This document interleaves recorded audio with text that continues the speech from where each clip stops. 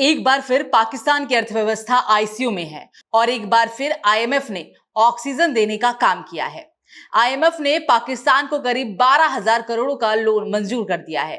अब सवाल ये उठता है कि पाकिस्तान की हालत इतनी खराब क्यों है? क्या ये लोन उसकी डूबती अर्थव्यवस्था को बचा पाएगा या ये सिर्फ कुछ महीनों की ही जरूरत है? चलिए आज हम इस खबर को विस्तार से समझते हैं। इसके पीछे की वजह, शर्तें और भारत पर क्या हो सकता है इसका असर, ये भी।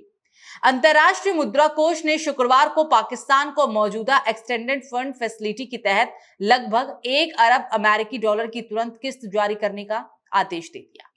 ये जानकारी पाकिस्तान के प्रधानमंत्री कार्यालय ने दी।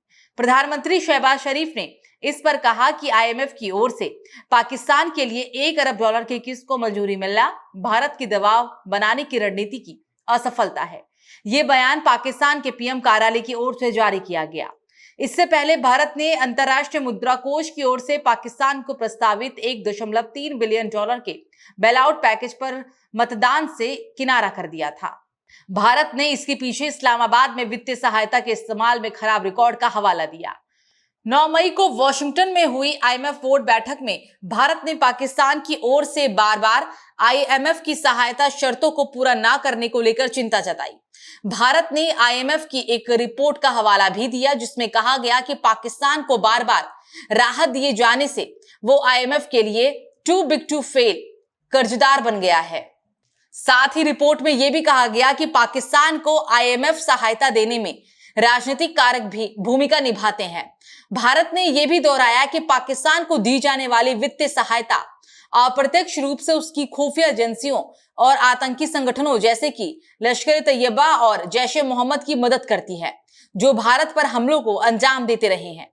बता दें कि कंगाली से जूझ रही पाकिस्तान की अर्थव्यवस्था आईएमएफ सहायता पर बुरी तरह निर्भर है। भारत के इस मतदान से दूरी बनाने को आईएमएफ और अन्य बहुपक्षीय वित्तीय संस्थानों को यह संदेश देने के रूप में भी देखा जा रहा है कि पाकिस्तान को बिना ठोस कदम उठाए वित्तीय मदद देना क्षेत्रीय सुरक्षा के लिहाज से भी खतरनाक हो सकता है। अंतर्राष्ट्रीय मुद्रा कोष यानी कि आईएमएफ अपने सभी 191 सदस्य देशों के सतह विकास और समृद्धि हासिल करने की दिशा में मदद करने को संकल्पबद्ध है। यह उसका मुख्य एजेंडा भी है। आईएमएफ सदस्य देशों की उन आर्थिक नीतियों का समर्थन करता है जो वित्तीय स्थिरता और मौद्रिक सहयोग को बढ़ावा देती है और उत्पादन क्षमता, रोजगार सृजन, आर्थिक कल्याण के लिए भी जरूरी है। इसके मुख्य रूप से 3 उद्देश्य भी होते हैं। 1, अंतरराष्ट्रीय मौद्रिक सहयोग को बढ़ावा देना। दूसरा, 2, व्यापार और आर्थिक विकास को प्रोत्साहित करना। तीसरा और अंतिम, 3 ऐसी नीतियों को हतोत्साहित करना जो समृद्धि को नुकसान पहुंचाती हो। आईएमएफ कहां से पैसा लाता है, अब इसे भी समझिए। यह संगठन अपने सदस्य देशों से उनकी क्षमता के मुताबिक तय फीस लेता है, जिसे कोटा भी कहा जाता है। क्षमता का मतलब देश की आर्थिक स्थिति, जीडीपी, विदेश व्यापार आदि बिंदु है और इसी आधार पर तय होता है कोटा। सदस्यता लेते समय उस देश को यह कोटा देना होता है। ये आईएमएफ के फंड का मुख्य स्रोत भी है। इसके अलावा कर्ज पर ब्याज से भी उसकी कमाई होती है। जरूरत पड़ने पर आईएमएफ ने फंड इकट्ठा करने के लिए कुछ और भी उपाय कर रखे हैं। मसलन आईएमएफ खुद भी कर्ज ले सकता है।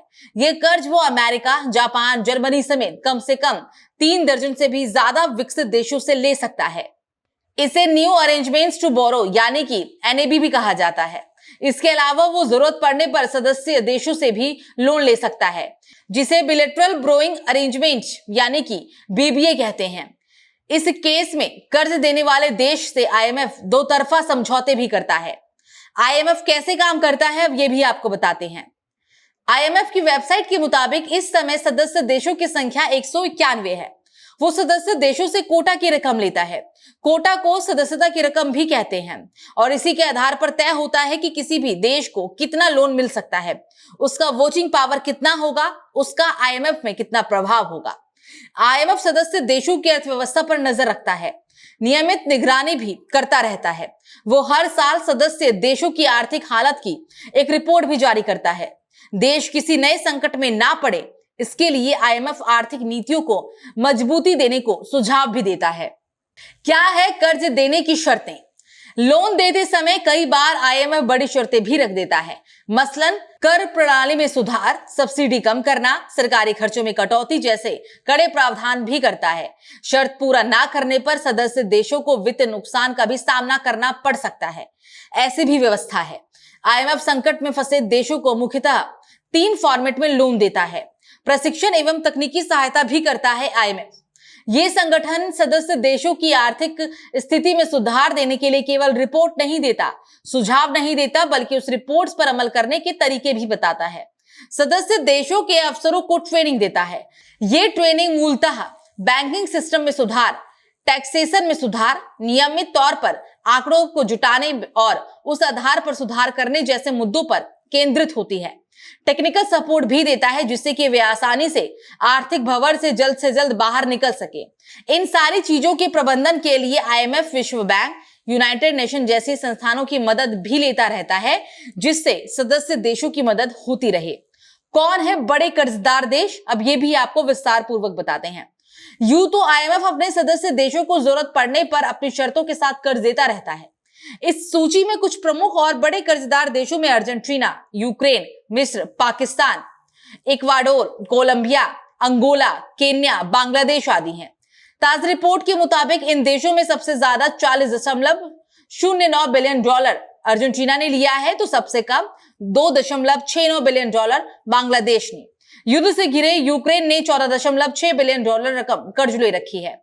पाकिस्तान कर्जदारों में चौथे नंबर पर है, जिसने $8.3 बिलियन कर्ज ले रखा है। इसी के साथ भारत के साथ तनाव के बीच पाकिस्तान एक बार फिर से आईएमएफ के दरवाजे पर पहुंच चुका है। इस तरह कहा जा सकता है कि आईएमएफ दुनिया की आर्थिक सेहत बेहतर करने, आर्थिक नीतियों में सुधार, सदस्य देशों को आर्थिक संकट से उबारने में काफी मददगार है। आईएमएफ से मिले इस भारी भरकम लोन से पाकिस्तान को थोड़ी राहत तो जरूर मिलेगी, लेकिन असली सवाल यहां पर यह है कि क्या यह राहत अस्थायी होगी या फिर पाकिस्तान एक बार फिर कर्ज के दलदल में और भी गहराता चला जाएगा। आपको क्या लगता है, पाकिस्तान इस लोन का सही इस्तेमाल कर पाएगा या फिर नहीं? कमेंट सेक्शन में आप अपनी राय जरूर दीजिए और अगर वीडियो पसंद आई हो तो लाइक, शेयर और चैनल को सब्सक्राइब करना ना भूलें। नमस्कार।